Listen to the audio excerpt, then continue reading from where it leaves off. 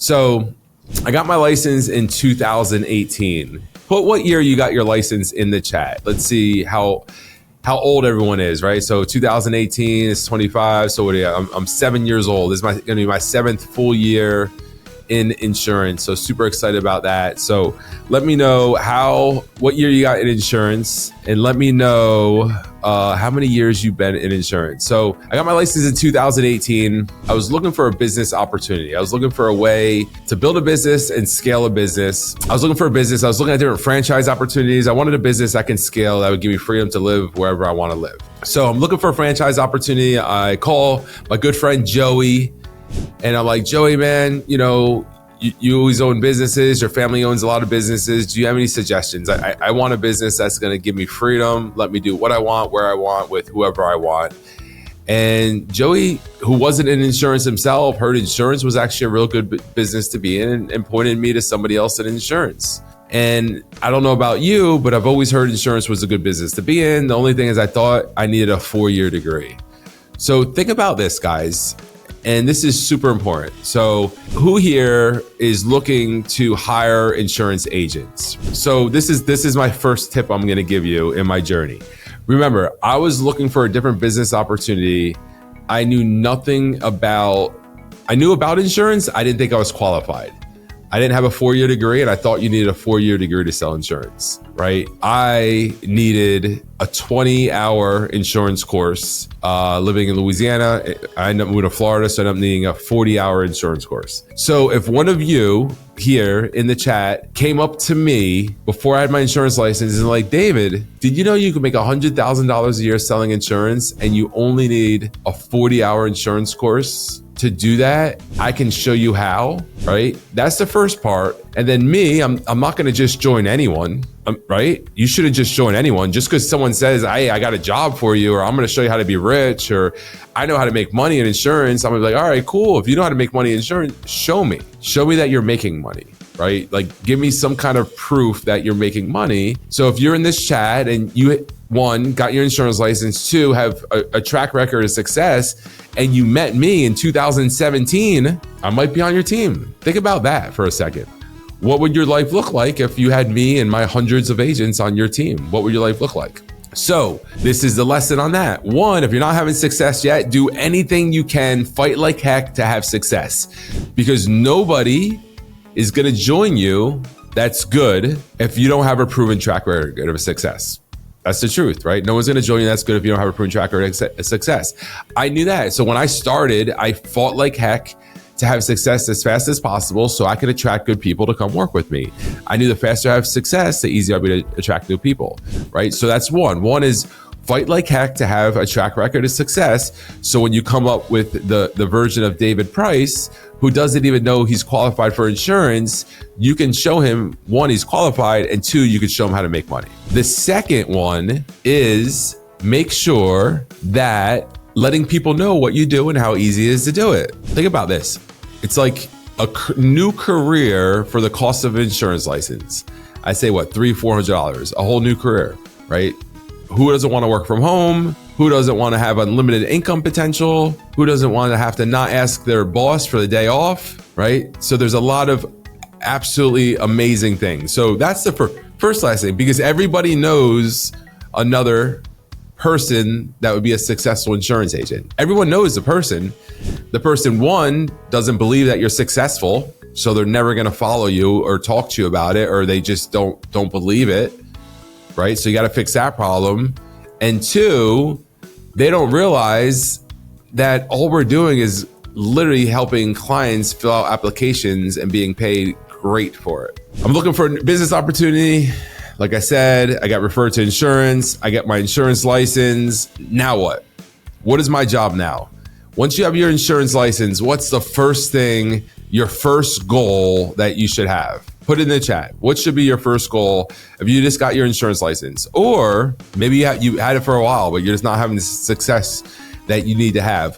What should be the biggest thing on your mind? So if you're brand new and you're just getting started, my personal goal was to talk to as many people as possible in the shortest amount of time as possible. That's 100% my goal, right? I want to talk to as many people as possible in the shortest time as possible. That was super important to me. Like, I understood that. I understood that if I wasn't talking to people, one, I definitely wasn't selling, but two, the main thing is I wasn't learning. So my goal was to talk to as many people as I can in as short period as I can. So what did that mean? That means I got leads every single week, non-negotiable. Non-negotiable every week. I got more leads. Super important to get more leads every week to make sure I have people to talk to. So talking to people gave me a chance to get good at what I was doing. Put in the chat, how many leads a week should you get? How many leads a year should you get? Put that in chat.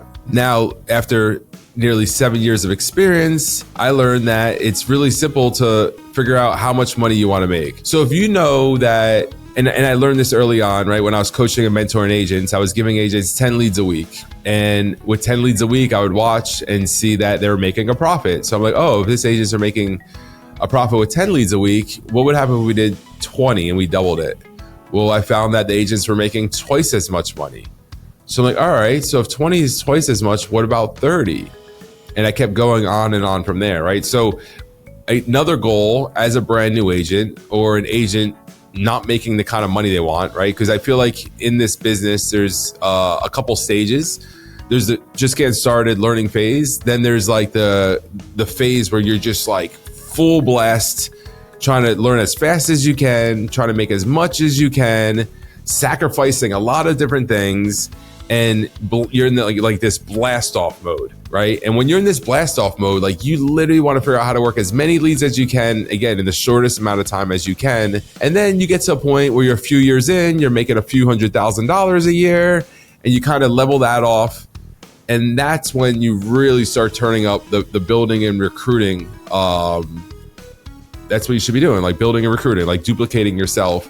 And when that happens, that's when you don't work as many leads, right? Because now instead of working leads for hiring, now you're working leads for recruiting, right? Simple process. Go from hiring to recruiting. A lot of agents will want to get a lot of leads for selling, but then they don't switch that over for recruiting, right? So super important to understand that and make sure that happens. So again, early days, got my license in May, worked as many leads as I can, talked to as many people as I can. Got to the point where I had some producing agents, then spent some time with them, helping them be successful until I was finding I wasn't even able to write business because I was spending too much time helping agents.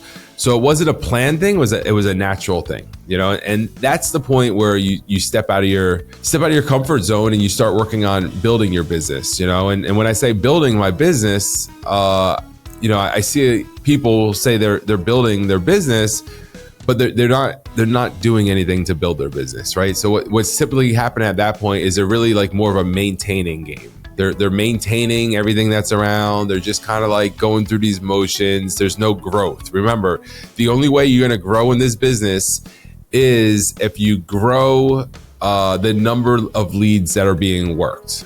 That's the real growth, right? So if you're an agent and you're working 20 leads a week and that's all, like you're going to get very consistent production off that over the year. And then if you double that to 40, you're going to get consistent production off that for a year, which is going to be about double. Now, when you start hiring agents, if you get 2 other agents to work 40, so now you're working 120 leads, now you just basically tripled your business, right? Because now you're working 3 times as many leads, you're getting 3 times as much as production. Well, if you get to the point where, let's say you have 10 agents and they're all getting 40 leads, you're not anymore because you're helping them a lot. And that's just where you're at. Well, now you're at 400 leads a week or being worked. You're probably going to be doing about $40,000 to $60,000 of production a week. And that's it. And then that's why agents will get stuck in that spot because that's like their little maintenance spot. Because in order to grow from there, you have to figure out how to get more leads work. And typically to get more leads worked at that point, it's you need to get more agents. And you also got to be bringing on agents faster than agents may be leaving, right? And again, people are like, oh man, I don't want to have to like keep hiring people. Look at Amazon, Walmart, any big corporation, right?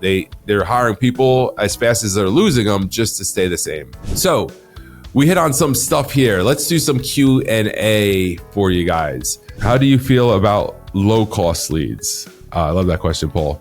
I started personally on $2 leads when I first started selling. That was all I was available. It wasn't a choice. It wasn't a preference. It was literally all that was presented to me is like, hey, we have these $2 leads. They're 2 to 5 years old. They're basically from leads of agents that left that didn't do anything with it. So I'm like, all right. And I sold one policy a day with these leads. Put a ton of work in, talked to a bunch of people. Then I started getting newer leads, and obviously the newer leads were a lot easier to close and, made a lot more sense. Now, at that time, the newer leads were $25, right? So you look at that, you're like, all right, cool. So $2 leads versus $25 leads. Which ones are more profitable? When you look at that, you're like, all right, well, a $2 lead and a $25 lead, you're like, well, that's, what's that, 10 times, over 10 times the cost, like 15 times the cost, right? So which one's better? And, you can look at the cost to acquire the client. So let's say I need to work 100, or let's say I need to work 50 $2 leads to get a client. So that's $100. Or I need to work 4 $25 leads to get a client. That's $100 as well. So you look at that and you say, all right, this is equal. The cost to acquire the client is the same.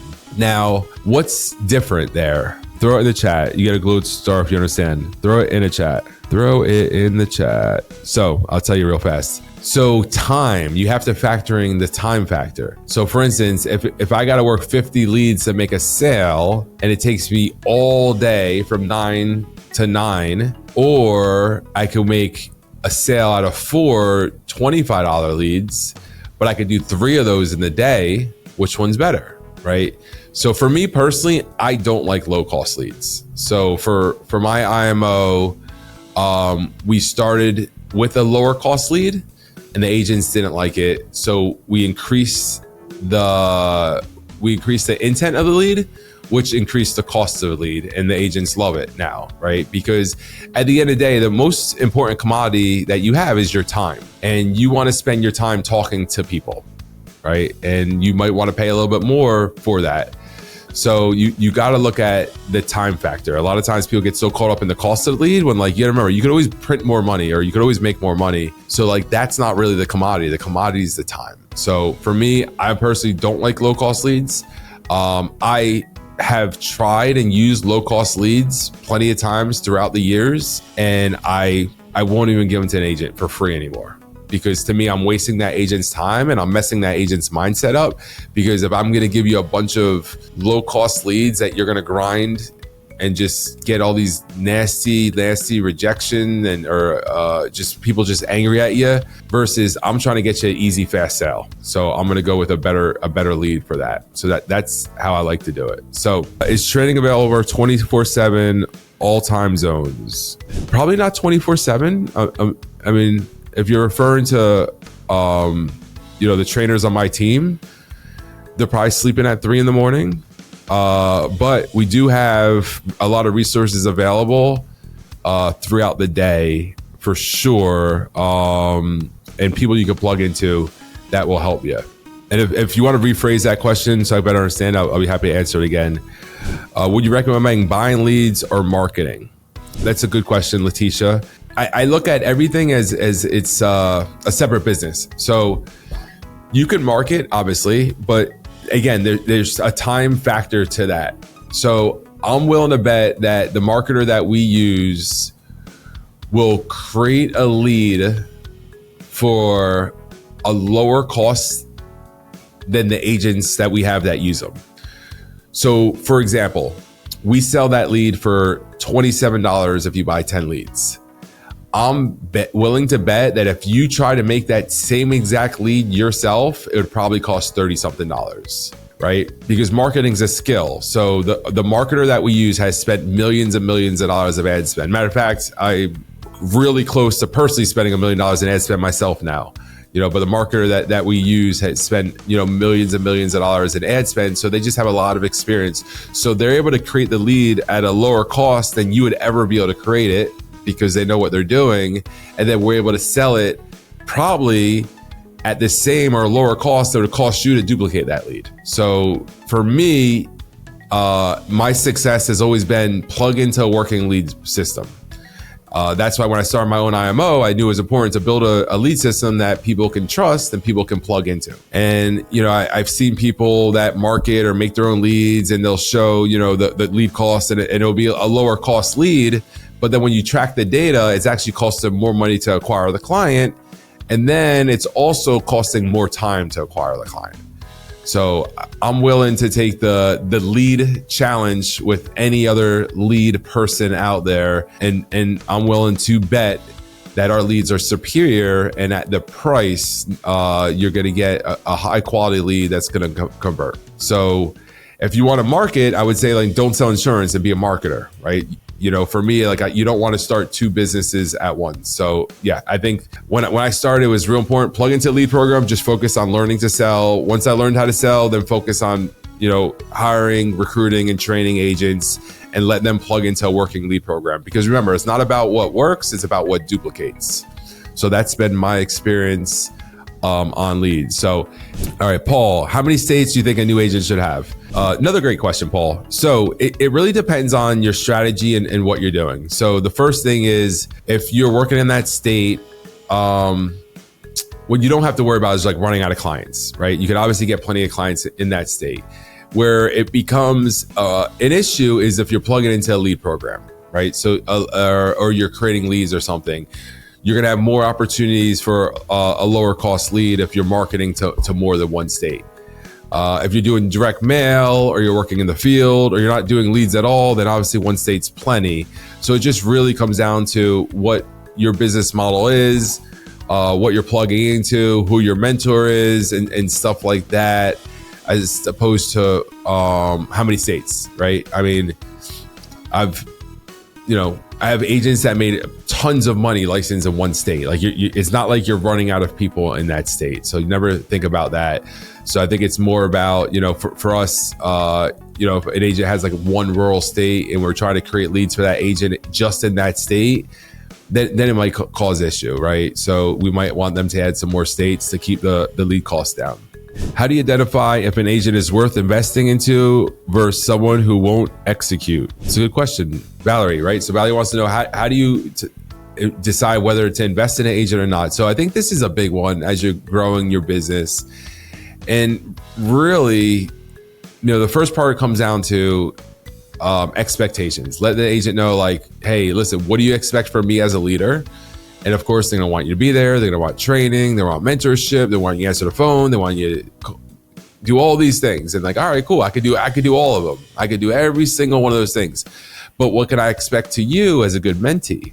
What would that be? And that's really where you got to set the expectations. So now once you set that expectation, it's real simple. Do they do what they say they're going to do? Because I don't know about you, but me personally, I don't want to work with someone that doesn't do what they say they're going to do. I don't have to, right? I'd rather work with people that do their say to do it. And it's not even about me wanting to work with them or not. I know I can't help them. See, if I don't think I can help you be successful in this business, I'm going to save us the time and just let you know, listen, I can't help you if you don't show up. So let's not waste each other's time. Real simple. So for me, it's really, you test them a couple times, and once they don't show up for themselves, there's no way you're going to be able to help them be successful. So I hope that helps, Valerie. I look at let someone that is specializing in marketing do what they do. I just help customers. Yeah, Paul, that's to me, that's the biggest thing, is find somebody that can create the leads for you and you work on the clients. And then for me, I before I started my own lead company to feed our IMO, any market I did, it was really to find agents. I didn't have a way to do that. So that's where I spent my time, and then let the lead program that I plugged in to handle the leads. So if you're just getting on now, throw some questions in the chat. I'm gonna do some Q&A for a little bit, try to help as many agents as I can. How do you feel about going in the field when you're not able to reach your leads on the phone? Letitia, great question. So just to let you know, I started as a field agent. All my agents were field agents in the beginning. I had no plans to ever use the phone ever. We didn't even set appointments. We literally just took the lead and showed up to their house. And COVID happened, things changed obviously really fast, and it was an overnight change. I called everyone and said, listen, all right, new deal. We're not working on the field anymore. We're going to go do everything 100% on the phone. And of course, everyone was nervous, scared. No one sold on the phone before that. And we ended up having our best month, 100% on the phone that month, and just grew massively after that. And a lot of the agents that were field agents, they still like sometimes wouldn't get people on the phone. They're like, all right, maybe I should go see them. Maybe I should go see them. And they did for a little bit, but I could tell you this, I don't know any agent that's going out that's, under TPG right now, that's going out in the field. If they can't get them on the phone, I mean, they're just going to call them until they can, or they're going to call the next person. And that's pretty much how I feel. Now, there's some reasons why I may go see them. Like, for instance, if I only have, let's say, 10, 20, 30 leads, I have no way to get more money. I call the heck out of these people. Like, I need to make things happen. But if I go out in the field, I'm making a day of it. Think about this, because remember, I told you, you don't go out in the field unless you're desperate, basically, right? That's it. Like, this is the amount of leads I have. It's a small amount. I have no money to buy more leads. I need to make a sale to be able to buy more leads and pay my rent, right? Let's say that's where you're at. So that means if you're going out to see that lead, you better knock on every other door around that lead. Like, you should be knocking on doors all day long. Because remember, you're desperate at that point, right? And I'm not saying desperate in a bad way. I'm saying basically, like, you need to make something happen. And if you know you need to make something happen, you need to talk to as many people as you can. The more doors you knock on, the more people you talk to. So that's the thing. If you feel the need to go out and see somebody, then everyone else is getting knocked on. Now, if money's not a thing, or you're making sales and you just have some leads that you haven't got in touch with, guys, majority of your leads you're not going to get in touch with. So that was a big mindset change for me. So when I first started in this business, I thought I was going to get in touch with every lead. And when I didn't, it drove me crazy. I'm like, man, I'm paying for all these leads I'm not getting in touch with. It wasn't until I changed my mindset and just realized, like, oh, that's just part of it. I don't need to get in touch with them. Matter of fact, I only need to get in touch with very few of these. Matter of fact, put it this way, if you sell 10% of your leads, you're doing pretty freaking good. Sell 10% of your leads, you're doing pretty good, right? So just understand that, you don't have to talk to every single person. I hope that helps. How do you hold high standards without micromanaging? That's the challenge. That is the challenge right there. I don't know, Valerie, when you figure it out, can you tell me? It's funny that she said that. So, I do always want to hold high standards, right? Because I want to help people. I want to see them be successful. I have a lot of experience. I see things they don't see, right? It's like, it's like a bunch of children. Like I just, it's like your parents. Your parents went through some stuff that you didn't go through, and maybe they can save you from going through it. So I always want to try to hold these high standards for people. But at the same time, I don't want to micromanage people, right? I want to empower people and put them in a position where they can be successful. So really, I think it's, you set the standard, you let them know what the standard is. You might give them a little nudge or remind them the standard. But, once they pull back, 2-3 times, you just let them be at that point. You let them be. You realize they're not ready to rise to the standard that you're helping them try to get to. That's the best advice I can give that. But yeah, that's a tough one, man. That's a super tough one in this world because, everyone, that I deal with is independent agents. And I want to see them be successful, but sometimes I want to see that more than they do. So it can definitely be challenging.